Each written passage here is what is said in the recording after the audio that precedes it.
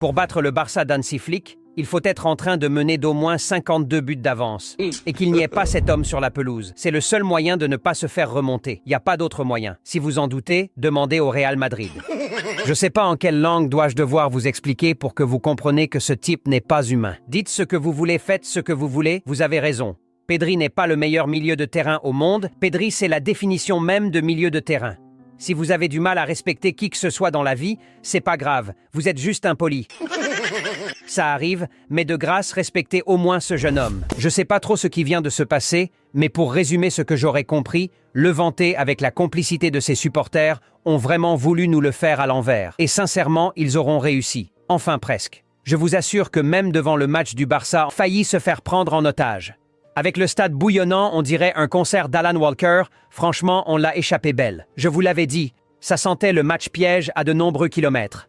C'est typiquement une infériorité numérique au milieu de terrain, un Pedri un peu seul qui a une fois encore rayonné par son talent. Mais d'abord, laissez-moi saluer la performance de Levante.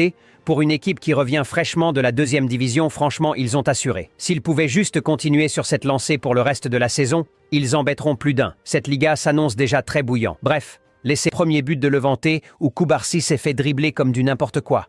Et Lamine Yamal était en quelque sorte le symbole, avec un bon entame de match avant de s'éteindre au fil du match, muselé par le latéral de l'UD Levante. Un premier mi-temps franchement très moyen de la part des Blaugrana, surtout en termes d'animation. Je crois qu'on aurait tous fait le même changement à la pause, ça ne marchait pas. Un Marcus Rashford qui pour ma part n'a pas du tout été dégueulasse avec quelques débordements intéressants, mais c'était insuffisant et il fallait ce changement pour changer les choses. Et laissez-moi saluer l'entrée de Gavi, qui est venu dynamiser tout ça avec son seigneur Pedri. Ah oui, la frappe qu'il nous met, c'est le tournant du match. Dire qu'il est capable d'un truc comme ça, et monsieur se permet de ne jamais tirer au but. Franchement, Pedri, il se fout de nous. Je suis sûr et certain que la frappe qu'il nous met n'est pas un hasard. Il refait la même action. Je peux parier qu'il le réussit au moins 8 fois sur 10. Désigné homme du match, totalement mérité, top performance. De loin le meilleur joueur du Barça ce soir. Je me suis promis de ne plus le faire cette saison, mais je suis obligé de recommencer, j'ai pas le choix. Féfé. Je sais qu'il y en a qui ne seront pas d'accord parce qu'il met le but égalisateur et tout, mais le raté qu'il nous fait à 1-0, franchement, surveillons-le de près. J'ai l'impression qu'il récupère petit à petit ses habitudes de tocard. Il n'avait pas le droit. Si le Barça avait perdu ce match, je suis sûr qu'il en aurait eu des nouvelles de la part des supporters. Personnellement, je l'aurais sorti aussi à la pause.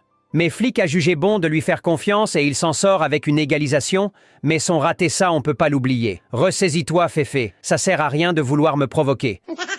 Penalty ou pas penalty, ce que j'aurais retenu avec une main dont on a l'impression qu'il est collé au corps avec de l'étain, l'arbitre n'a même pas regardé l'action 2 fois au niveau de l'assistance vidéo.